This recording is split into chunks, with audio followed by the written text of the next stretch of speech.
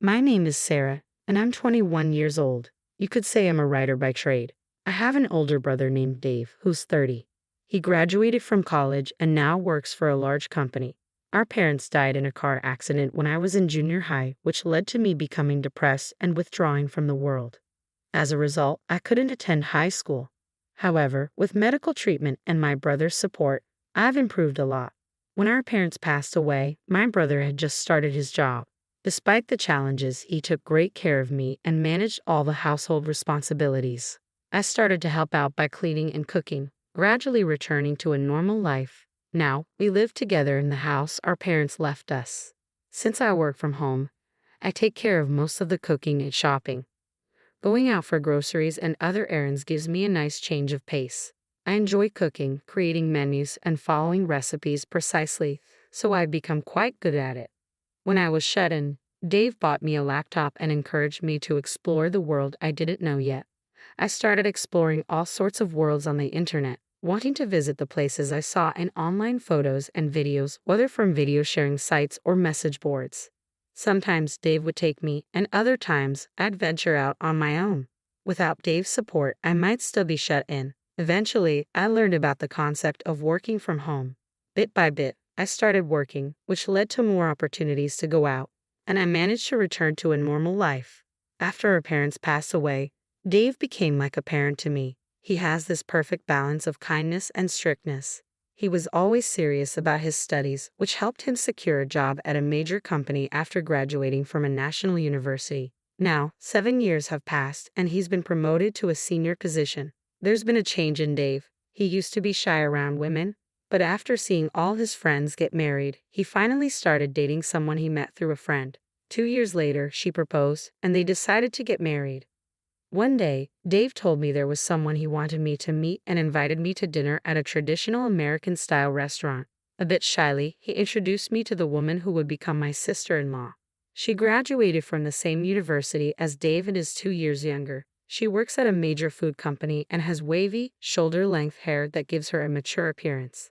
Nice to meet you. I'm his sister, Sarah. Please take good care of my brother.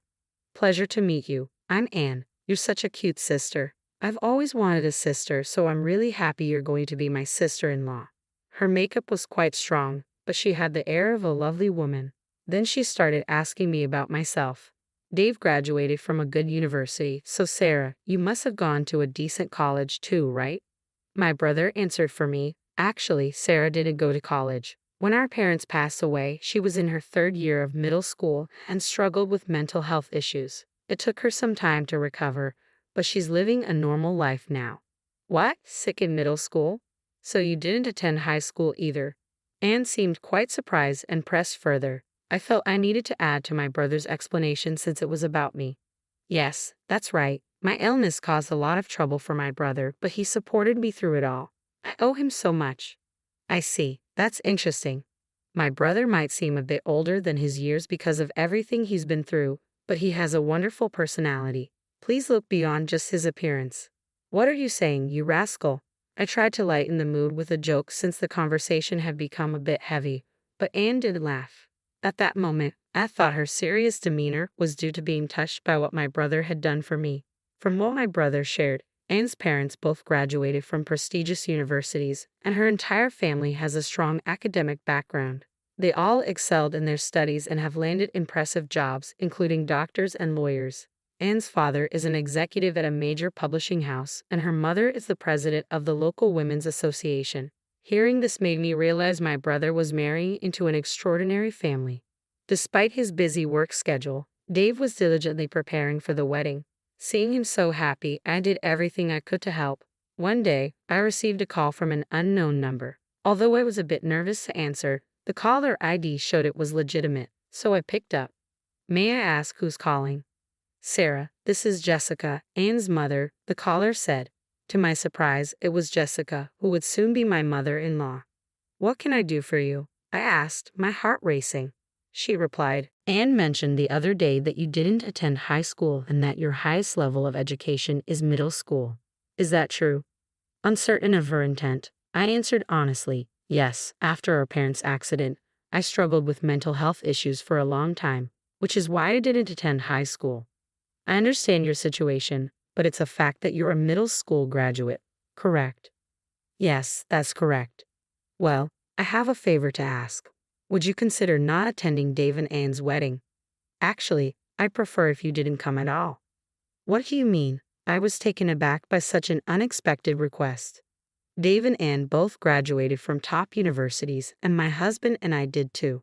All of our relatives have college degrees as well.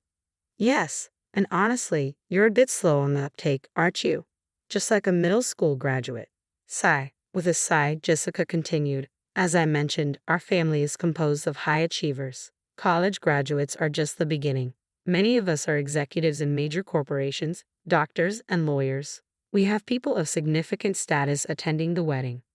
I was starting to grasp the full extent of her implication. So, you don't want a middle school graduate like me attending such an event. In fact, you want me to stay away. But I am Dave's sister and his only family. I can just not attend. Even so, please don't come. How can we introduce you to our relatives without feeling embarrassed? Do you understand? I've conveyed our wishes. How utterly rude. I hung up the phone, trembling with anger. It was clear that their parents had an obsession with appearances and social status, making me, a middle school graduate, an embarrassment to them. I've never been ashamed of my life, nor do I believe I deserve ridicule. But could my presence make my brother unhappy? If stepping back would ensure his happiness and a bright future, then I would consider it. I've caused him so much trouble already, and I want him to be happy more than anything. Yet being rejected for who I am is something I can't accept. My thoughts were in turmoil. I discussed the situation with my brother. He reassured me, "Don't worry. You're my sister and my only family. Attend my wedding with confidence. I'll stand by you no matter what. But if my presence causes you trouble, I'm willing to stay away," I said. "That won't be a problem. You're my only sister. It would be disgraceful for a brother not to protect his sister," he replied. "Dave, thank you." His words gave me strength, and I decided to attend the wedding with renewed resolve. On the day of the wedding, when my uncle, the family representative, introduced me, Anne's parents gave me disapproving looks. My brother seemed to notice their reaction too. At the reception, our seating was placed at the very back, facing the head table. I wonder if they had forgotten to arrange a seat for me, but there it was. As I sat down, I could feel the sharp, uncomfortable glances, particularly from Jessica, my future mother-in-law. She approached me and said, "Why are you here? Didn't I make it clear that your presence would bring shame to our family? I am his biological sister and have every right to be here," I replied firmly. Jessica responded with disdain. Such audacity from a middle school graduate. "You'll remember this." With those cutting words, she walked away. Then, the bride and groom made their entrance. I couldn't help but smile at Dave, who looked so different from usual. Anne was sparkling and dressed beautifully. As the initial greetings concluded, Jessica stood up and approached the MC. Taking the microphone, she announced loudly, "All of our family members are college graduates with esteemed careers. We believe Dave is a good match for our family, but there's one issue." She paused for effect before continuing, "It's his sister, a middle school graduate. She is an embarrassment to our family. We request that the groom disown her. If that isn't possible, the marriage cannot proceed." A murmur ran through the room, but Jessica turned to Dave and demanded, "Can you promise here and now to disown this shameful middle school graduate sister and join our distinguished family?" Anne and her father nodded in agreement, as if it were an expected outcome. She handed the microphone to Dave with a look of triumph. Taking a deep breath, Dave spoke, "Yes, my sister didn't finish high school, but she's my only family. I can't disown her. To everyone here, I apologize, but I must call off this wedding and sever ties with this family. That's my decision." With that, Dave slammed the microphone down on the table, making a clear statement. He walked over to me with a relieved smile, as though a great burden had been lifted. "Sarah, I'm sorry for putting you through this. We don't need to stay here. Let's go home." I later learned from the attending relatives that the wedding reception was abruptly canceled after my brother, the groom, walked out and began to cry, and her parents faced criticism from other family members. They ended up apologizing profusely and even had to return the wedding gifts they had received. Sometime after the event, our uncle called my brother. He mentioned that while Dave's actions at the reception weren't ideal, had the situation continued, he would have had to disown him. Anne's family offered to cover all the costs of the ceremony and provide a substantial compensation, but my brother declined.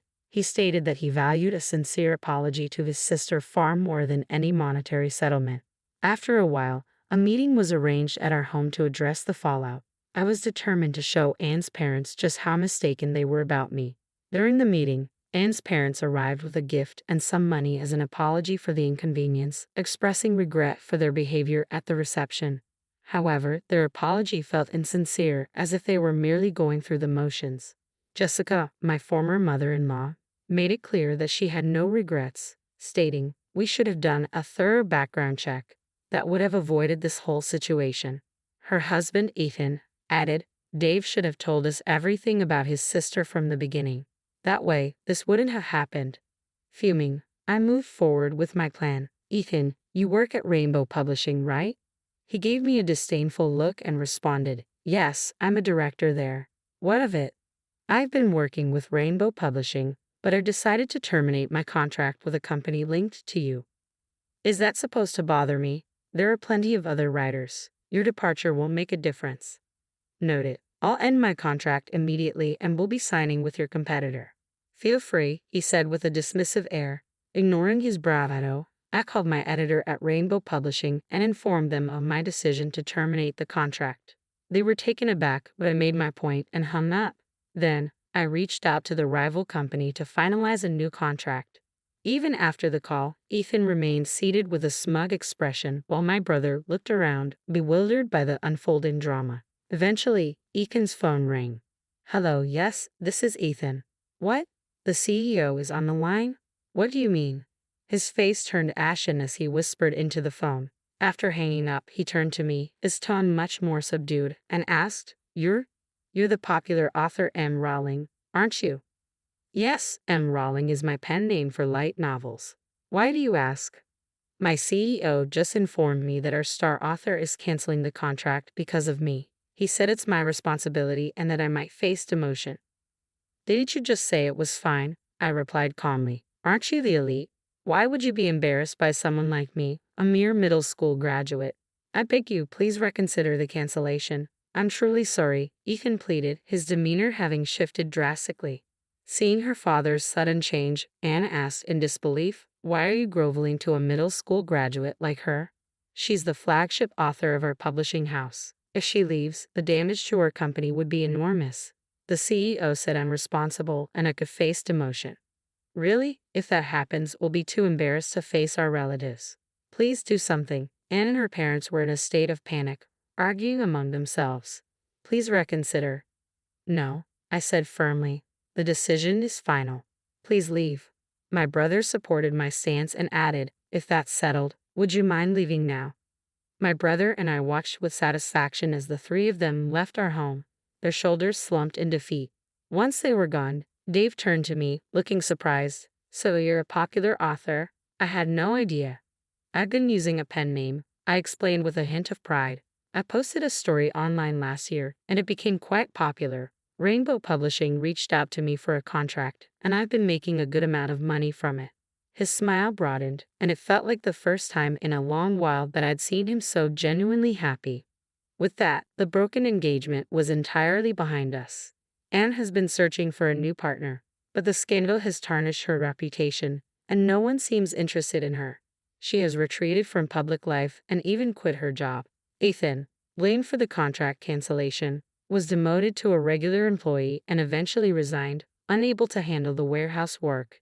Jessica faced severe criticism from relatives for her actions at the reception and is no longer regarded as a reputable member of her so-called elite family. I can't help but feel a sense of justice in how things turned out. The publishing house I joined has been incredibly supportive. They even adapted my popular works into comics and are now discussing an anime adaptation. As for Dave, he has put the painful memory of the wedding behind him and is focusing on his career. I look forward to the day when a wonderful person comes into his life. For now, we're enjoying a return to peaceful days. Though I'm still busy writing light novels, I've come to appreciate that this routine brings its own kind of happiness. I'm also planning a trip with my brother, taking along portraits of our late parents.